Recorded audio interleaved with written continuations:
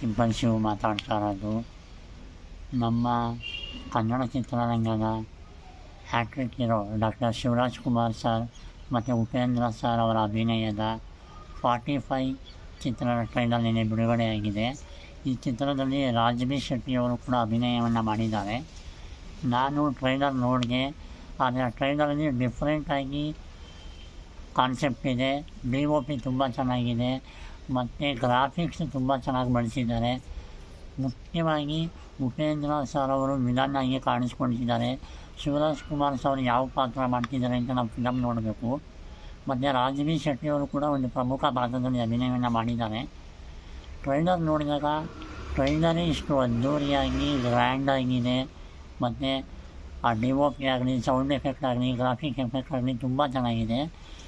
ಇನ್ನು ಪಿಕ್ಚರ್ ಯಾವ ರೀತಿ ಇರುತ್ತೆ ಅನ್ನೋದನ್ನು ನಾವು ಡಿಸೆಂಬರ್ 25ಕ್ಕೆ ಕಾದು ನೋಡಬೇಕು. ಯಾಕಂದರೆ ಟ್ರೈಲರಲ್ಲಿ ಎಷ್ಟು ಚೆನ್ನಾಗಿ ಅದ್ಭುತವಾದ ಒಂದು DOP ಆಗಲಿ, ಆ ಒಂದು ವಿಷುವಲ್ ಸೆಟ್ಟಿಂಗ್ ಆಗಲಿ ತುಂಬ ಚೆನ್ನಾಗಿದೆ.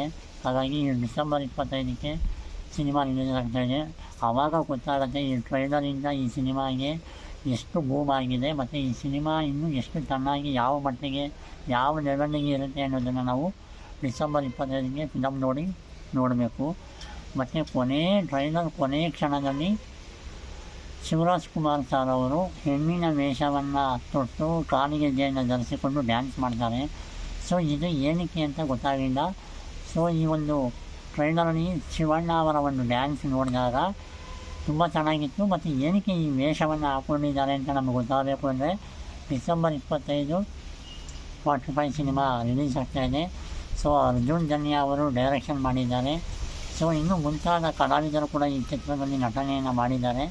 ಸೊ ಈ ಚಿತ್ರಕ್ಕೆ ಆಲ್ ದ ಬೆಸ್ಟ್ ಹೇಳ್ತಾ, ನಾವು ಕೂಡ ಡಿಸೆಂಬರ್ 25 ರಿಲೀಸ್ ಆಗ್ತಾ ಇರೋಂಥ ಸುದೀಪ್ ಸರ್ ಅಭಿನಯದ ಮಾರ್ಕ್, ಹಾಗೆ ಡಾಕ್ಟರ್ ಶಿವರಾಜ್ ಕುಮಾರ್ ಸರ್ ಹಾಗೂ ಉಪೇಂದ್ರ ಸರ್ ಅಭಿನಯದ 45 ಚಿತ್ರ ಎರಡೂ ಕೂಡ ಒಟ್ಟಿಗೆ ರಿಲೀಸ್ ಆಗ್ತಾಯಿದೆ. ಖಂಡಿತ ಕನ್ನಡ ಸಿನಿಮಾವನ್ನು ನೋಡೋಣ, ಸಪೋರ್ಟ್ ಮಾಡೋಣ. ಯಾವ ನಟನಿಗೂ ನಾವು ಫ್ಯಾನ್ಸ್ ವಾರ್ ಮಾಡೋದು ಬೇಡ. ಎಲ್ಲ ಸಿನಿಮಾವನ್ನು ನೋಡೋಣ, ಎಲ್ಲರಿಗೂ ಸಪೋರ್ಟ್ ಮಾಡೋಣ. ಮತ್ತು ಎಲ್ಲ ಸಿನಿಮಾಗಳನ್ನು ನೋಡಿ ನಾವು ಬೆಳೆಸಿದ್ರೆ ಕನ್ನಡ ಚಿತ್ರರಂಗ ಬೆಳೆಯುತ್ತೆ. ಹಾಗಾಗಿ ಫ್ರೆಂಡ್ಸ್, ದಯವಿಟ್ಟು ಎಲ್ಲ ಸಿನಿಮಾಗಳನ್ನು ನೋಡಿ ಚಿತ್ರಮಂದಿರಕ್ಕೆ ಬಂದು ನೋಡಿ ಸಪೋರ್ಟ್ ಮಾಡಿ ಫ್ರೆಂಡ್ಸ್. ಜೈ ಹಿಂದ್, ಜೈ ಕರ್ನಾಟಕ ಮಾತೆ.